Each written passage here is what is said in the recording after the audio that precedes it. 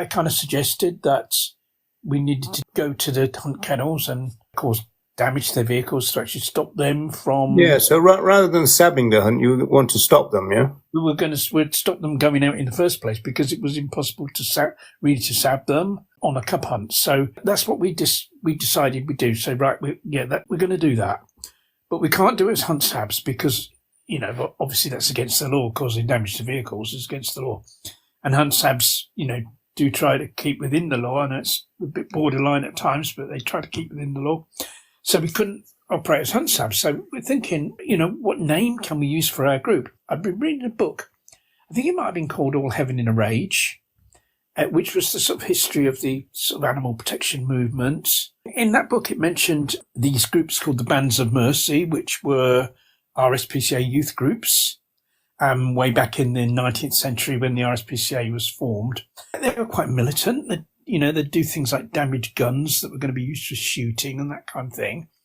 And so we decided to adopt that name to revive the spirit of that group. And so we decided to call ourselves the Band of Mercy. The Band of Mercy operated for 3 years under that name until the name was changed to the Animal Liberation Front in 1976. And the first actions we took as the Band of Mercy were actually at hunt kennels, where we go there and cause damage to their vehicles to stop them going out hunting the next day. I mean, they go out very early to do the cub hunting. They'd go out about 5 a.m.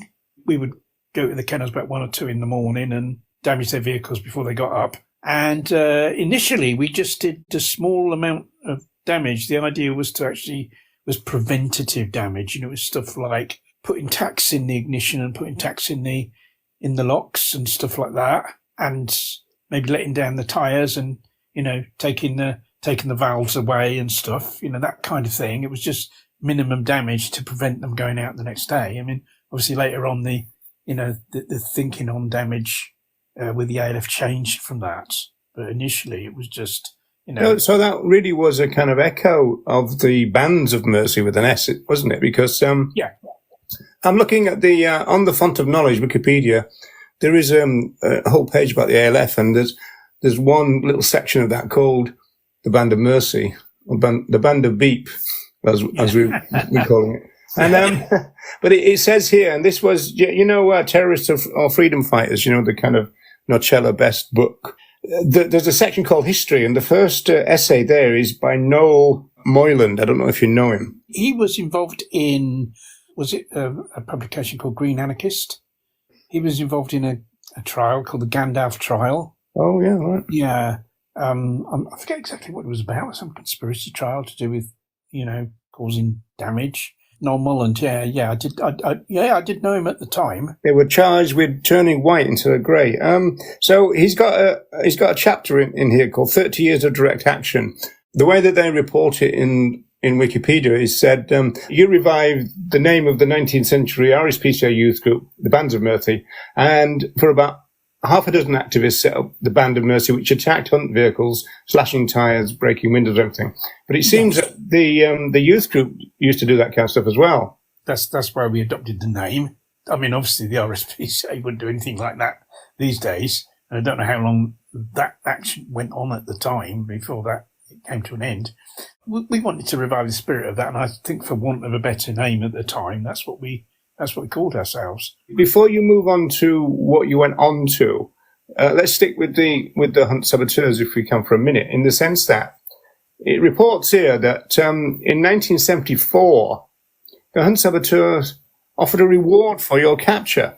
Is that right? Yes. The hunt sabs were concerned, or certainly the kind of hunt sabs. I mean, do you think they meant it, or they just thought they had to do it? The finger was being pointed at the hunt sabs, because obviously this was action against, the Band of Mercy went on to carry action against other targets, not associated with hunting, but the initial actions were against hunting.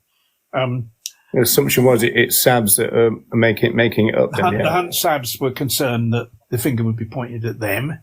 This is just the hunt sabs, and that the sabs would be subject to police attention and all that because of it.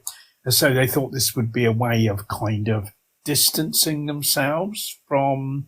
And is there any evidence for their fears? For example, was there an increase in negative press coverage, or was there an increase in police surveillance or anything like that? I can't particularly remember. I can't remember that there was. I think that was just something they were worried about, because I think that all of us involved in the Band of Mercy were hunt sabs. Yeah, but I mean, what I'm trying to get at is, were you still part of the committee of the HSA at the time in '74, and you had to vote on a proposal to offer 250 quid against yourself? I had been on the committee, I think, at some stage, and I may have been on the committee then, but I certainly wasn't at the meeting where that decision was come to. No, it's hard to imagine people like Dave Wetton going along with that, isn't it, Ronnie? I think he probably would have done, because he was certainly on the committee. So it could have been a majority vote. It didn't have to be unanimous. It could have been a majority vote. I mean, I can't remember. I know it was reversed. That actually decision was actually reversed at the subsequent meeting, which I did attend. I don't think I attended the meeting when it was actually. And when you attended that second meeting, were you associated now with the Band of Mercy or not? Or yes. Yeah. They strongly suspected that I was involved in the Band of Mercy. They didn't know for certain, but they strongly suspected I was, because of the type of person I was. And your Band of Mercy sweatshirt and that. Yeah, that's right. Yeah, and the badges and all the merchandise we had at the time, of course. Yeah. But they did reverse that decision at a meeting I kind of went to.